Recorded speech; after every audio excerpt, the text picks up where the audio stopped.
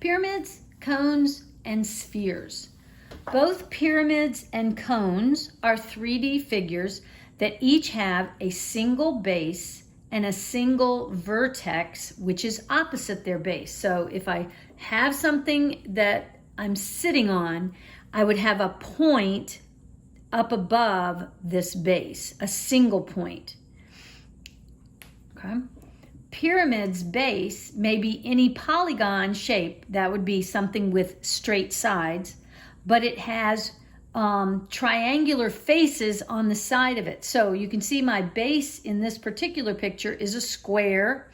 I could also have an octagon or a rectangle. I could even have a triangle down there.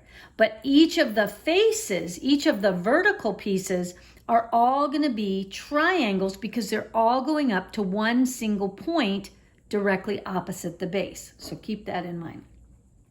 Cones have a circular base and, again, one single vertex opposite that flat circular base.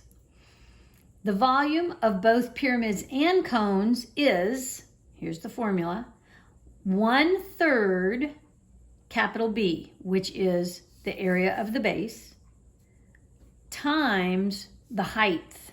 And the height is always drawn at a 90-degree angle to the base. So be aware of that. Notice whenever you're getting a height of something, it's going to meet at a 90-degree. Don't be taking one of those angled faces. Okay. So if the pyramid is sitting on a triangle, excuse me, the formula would be the volume equals 1/3, 1/2 times the base times the height. That's the area of a triangle. So that is that same big B, which we saw just above that. And then multiply it times the height. And the height of the pyramid from the vertex to the center of the base, that's what the height of the pyramid is, okay? If it was sitting on a square, the formula would be 1/3 length times the width, because the length times the width is the area of a square or a rectangle, then times the height. Okay. The volume of a cone is 1/3 pi times r squared times h. And that's because pi r squared is the area of a circle. So that's, you could use this, or when you see the big B, just know they're asking you for area of whatever the shape is you're dealing with. Okay. Let's see. The H is a line from the vertex drawn perpendicular to the center of the circular base. So be very much aware of that. I've shown it up here in this little upside down cone. You can see a center of the circle, and the line drawn from the center of the circle up to the vertex of the point is that would be the height, and they would have to tell us what that height is. Okay. Let's talk about the parts of these shapes. We can see a sphere.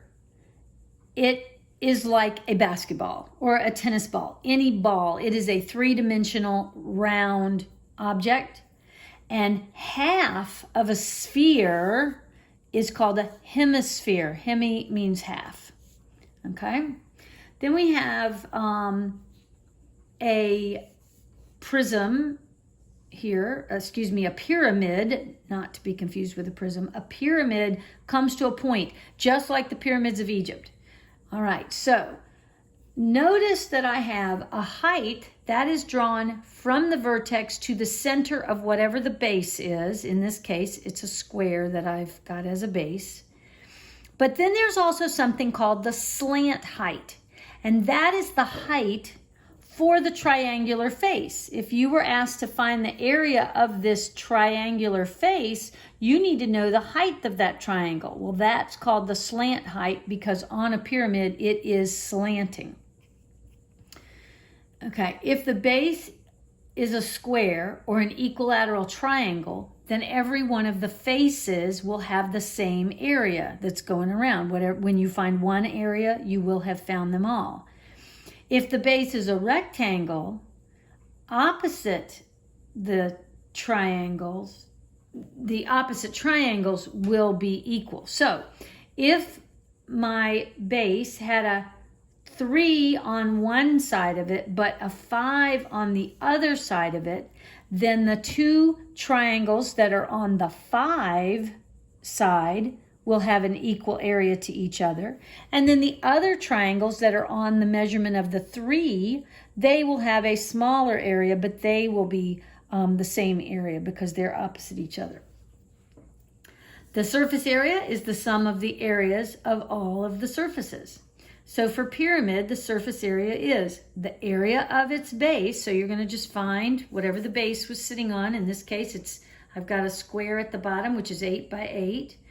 And then you're going to take half of that perimeter of that base. So I would have done 4 times 8, which is 32. And then take half of that, which gives me 16.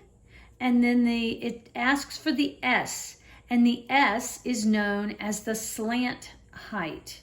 And that was, in this case, a 5. And then you multiply, and then you add, and that is how you find that. Let's see. Oh, and I didn't mention this.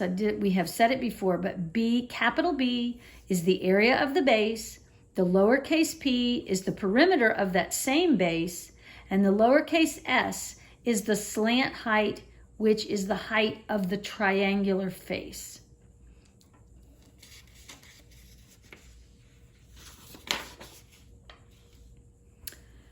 A cone's surface area is the sum of the area of the circular base and the curved surface.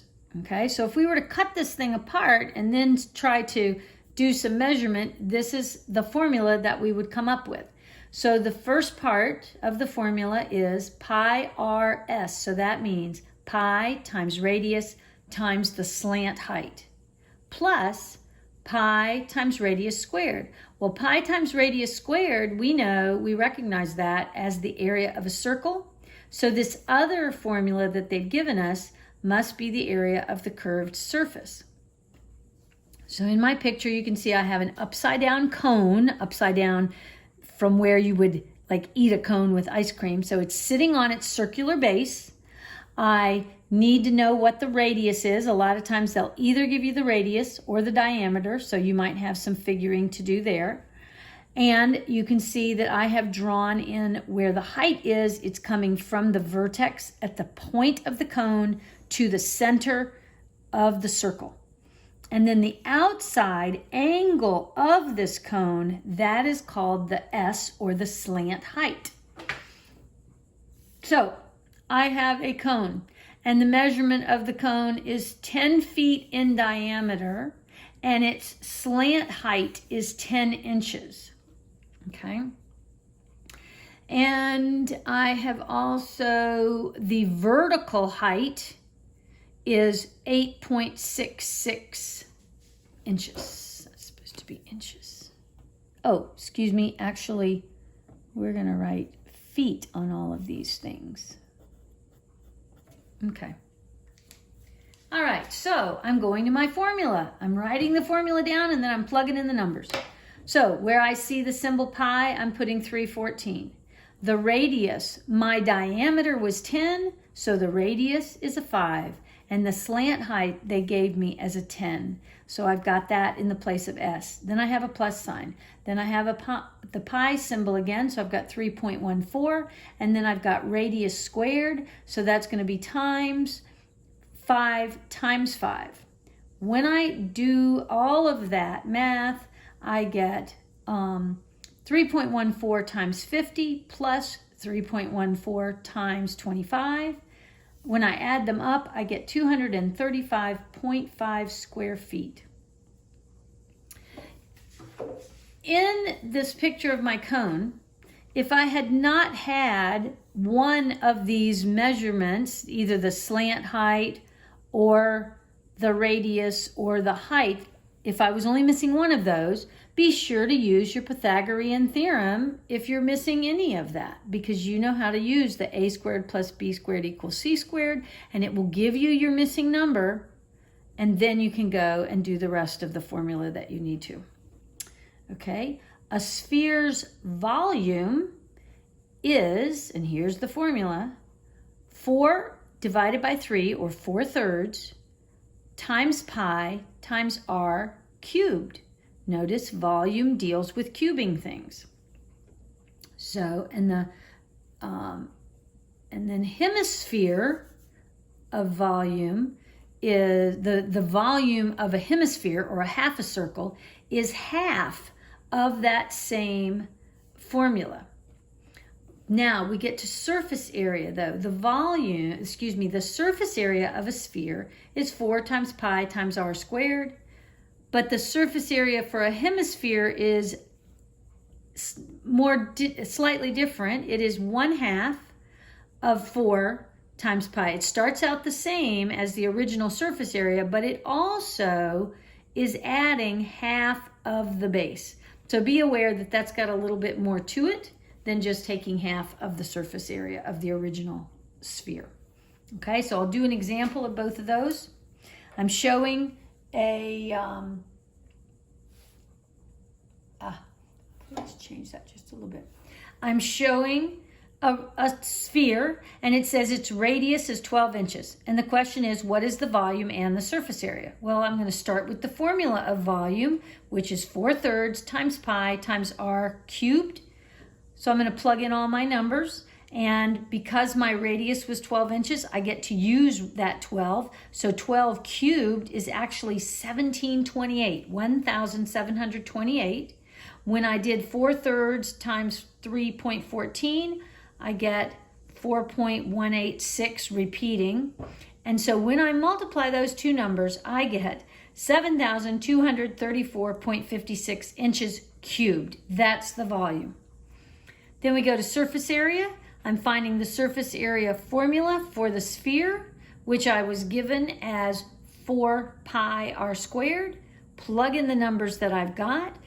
4 times 3.14 is 12.56, and 12 squared is 144. When I multiply, I get 1808.64 square inches.